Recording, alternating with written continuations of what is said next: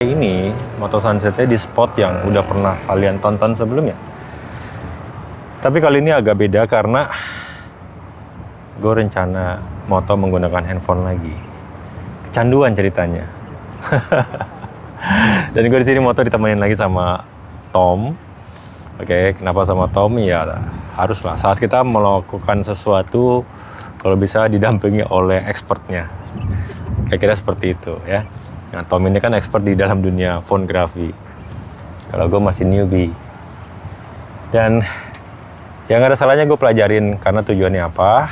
Someday kalau gue lagi jalan atau kemana, in case butuh momen cepet atau sesuatu yang geraknya cepet, jadi gue nggak perlu ribet-ribet ngeluarin kamera. Just keluarin handphone, it's enough gitu loh. Dan mungkin juga dari video kemarin kalian udah lihat ya handphone yang gue pakai itu apa. Walaupun gak gue sebutin tapi ada di data eksifnya ya, jadi itu handphone yang baru liris di bulan April ini. Dan kenapa gue jadinya ke handphone? Jelas karena endorsement. Kalau bukan endorsement mungkin gue gak akan menjajali dunia handphone gitu. Tapi ternyata begitu gue cobain, wow, ternyata asik juga, enak banget mantap pakai handphone. Oke, nah berikut nanti gue akan sertain atau gue akan jelasin apa aja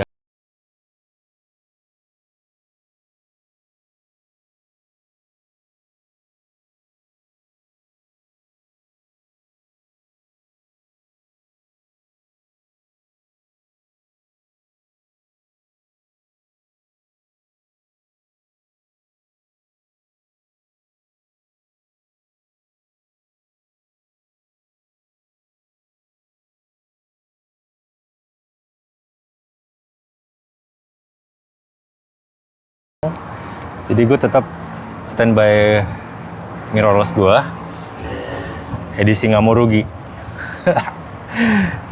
Ya sebenarnya buat jaga-jaga aja. Ini juga mirrorless gue lupa bawa baterainya pun udah habis, udah merah, udah kedap-kedip. Cuman buat standby aja. Cuman gue lebih concern mungkin di kamera ini, di kamera handphone. Ini handphone ada mode ultra wide angle-nya, tapi problemnya itu kalau kita pakai mode ultra wide angle, shutternya itu nggak bisa lebih dari 0,6. Jadi kita nggak bisa masuk ke 30 second atau lebih atau gitu ya. Jadi ya serba salah, kita mau main di situ bisa hanya mempertahankan shutter di situ. Dan kita mau nggak mau berarti harus naikin ISO kalau misalnya nanti kondisinya udah mulai agak gelap ya. Ya pilihan sih. Atau cara kedua, gue mungkin akan mengakali dengan cara stitching. Stitching dari vertikal tapi ya, dari bawah ke atas, bukan dari kiri ke kanan seperti biasanya. Gue kan stitching dari bawah ke atas, karena kalau misalnya gue stitching dari kiri ke kanan pakai mode kamera yang standar, sama aja kepotong juga gitu loh. Walaupun modenya portrait seperti ini, ya sama aja tetap kepotong. Jadi nggak bisa dapat utuh gedung, building sama reflectionnya. Jadi gue harus stitchingnya itu vertikal stitching. Nah mungkin nanti akan gue sertakan workflow-nya. Atau nggak usah ya, karena udah banyak video-video workflow gue yang ngebahas soal stitching gitu. Dari yang stitching spear sampai yang perspektif. Itu udah ada semua sih. Kalau kalian cek di channel gue ini, ya, di video-video kemarin tuh udah ada workflow itu. Cuman ya by request aja. Kalau kalian memang pengen ngeliat atau pengen tahu gimana cara vertical stitching dari bawah ke atas, sebenarnya hampir sama dengan cara perspektif stitching, cuma bedanya nih frame-nya ke atas aja gitu. Dan sekarang ini gue masih nunggu, belum mulai foto, nunggu momen aja. Tapi tadi udah coba foto pakai kamera mirrorless. Dan di kamera mirrorless sih ini dapat shutternya di 30 second, f11, ISO 80, dan filter menggunakan Hard JD 0.6. Jelas kalian tahu kenapa gue pakai itu, karena refleksi ya, jadi cahaya di atas sama di bawah nggak beda jauh. Dan ND-nya gue pakai ND 1000 3.0. Mungkin habis ini ya udahlah, kita standby nungguin aja. Mungkin gue videonya masukin time lapse aja dulu ya.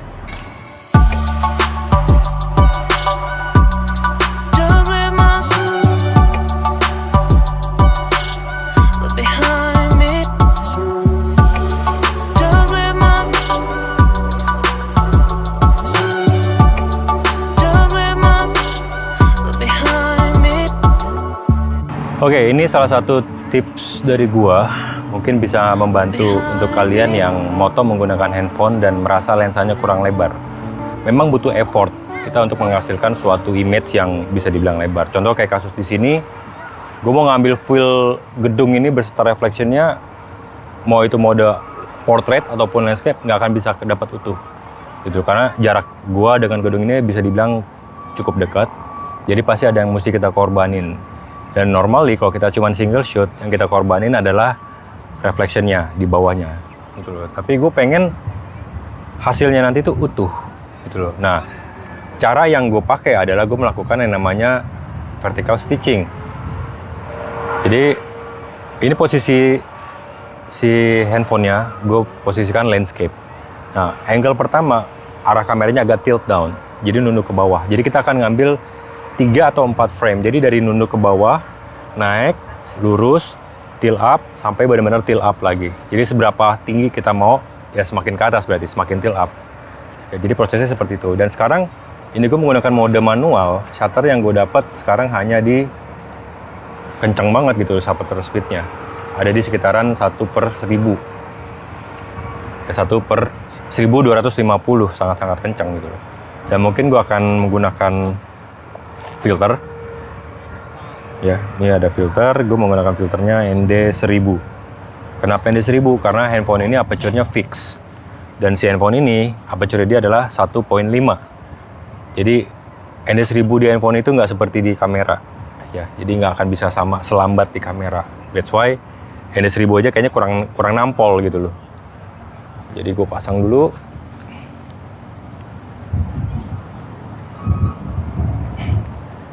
Oke, that's it. Lalu kita set ulang shutternya, kita cari dapat di sekitaran 0,3 second sekarang yang gue dapat nih. Kita tes shoot dulu sekali. Tep. Oke, kita lihat hasilnya. Not bad, mungkin bisa diterangin lagi dikit. Kita naikkan lagi shutternya di sekitaran 0,5 second. Atau kita naik lagi 0,6.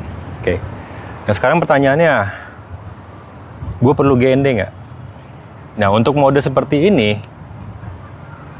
jujur gue nggak perlu GND. Karena apa? Karena gue stitching ke atas. Gitu. Kalau gue pakai GND nanti gedungnya belang-belangnya beda-beda, gitu ya. That's why gue lebih prefer nggak menggunakan GND. Dan alasan keduanya, ini reflection. Seperti yang selalu gue bilang di video-video sebelumnya, perbedaan exposure atas dan bawah kalau kita ketemu refleksi seperti ini tuh nggak akan beda jauh. Beda paling tinggi paling hanya 2 stop. Itu pun paling tinggi kalau ada shadow, gitu loh. Tapi kan di sini overall hampir terbuka, refleksinya jelas banyak. Jadi kita coba take mulai ambil dari yang bawah dulu ya. Kayak pertama 0,6 second kita test shoot. 1, oke. Lalu gue naikin arah kameranya, kita tilt up agak tengah gini, test shoot lagi, 2 foto, kita tilt up lagi ke atas seperti ini. Oke, tembak lagi. Oke, kita naikkan lagi ke atas lagi seperti ini. Oke, foto lagi. Tep. Oke, di sini gue dapet yang barusan gue ambil sekitaran 1, 2, 3, 4 foto. Nah nanti itu akan gue gabungin di saat post proses, saat editing di dalam komputer. Jelas harus menggunakan Photoshop. Kalau kalian menggunakan aplikasi di handphone, gue pribadi gue nggak tahu harus menggunakan aplikasi apa, karena gue bisa dibilang sangat-sangat jarang ngedit foto di handphone. Walaupun gue udah nyoba menggunakan Lightroom mobile di handphone, cuman tetap buat gue pribadi lebih luas atau leluasa ngeditnya itu di dalam Photoshop yang ada di PC atau di laptop gitu loh. Jadi ya ini salah satu trik yang bisa dibilang ya buat gue pribadi cukup membantu ya, buat mengatasi lensa ponsel yang kurang lebar gitu ya. Sekarang habis ini gue tinggal nunggu momen lagi, tinggal nunggu agak lebih gelap lagi. Oke lah, kita ngopi-ngopi cantik dulu.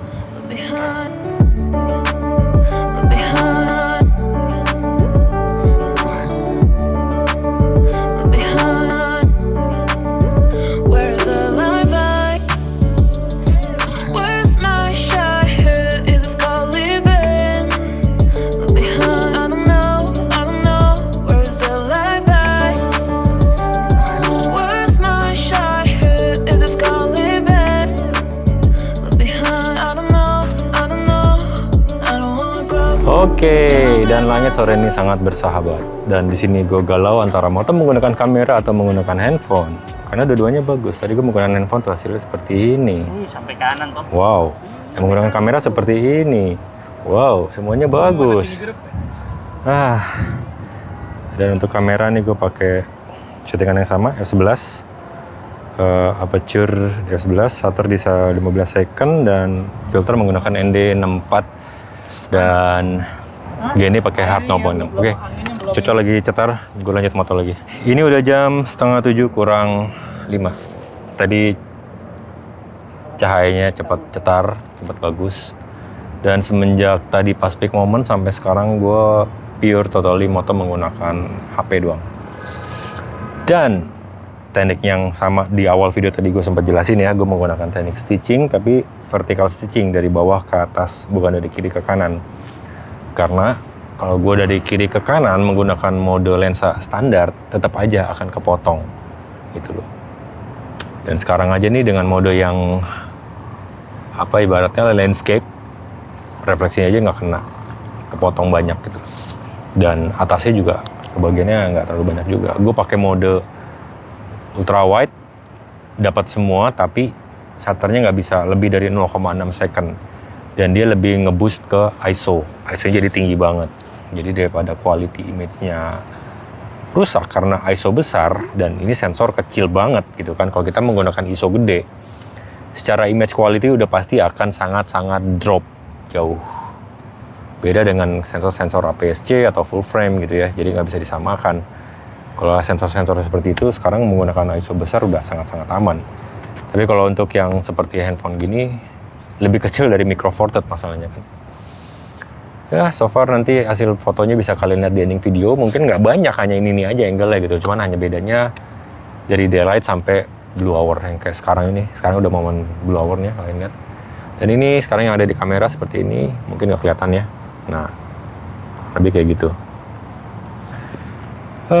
Mungkin habis ini kita packing, kita balik. Cuman gue masih nunggu momennya ini habis. Baru kita cabut pulang. Oke, and finally motonya udahan. Sekarang udah jam 6:30 lewat 5. Kita udah packing, udah beres semua. Udah gue masukin semua juga perabotan. Cek langsung ada yang ketinggalan nggak? Nggak ada ya.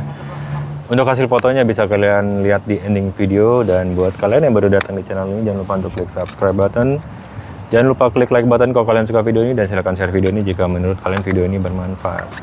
Jadi sampai ketemu lagi di video gue yang selanjutnya. Oke, bye.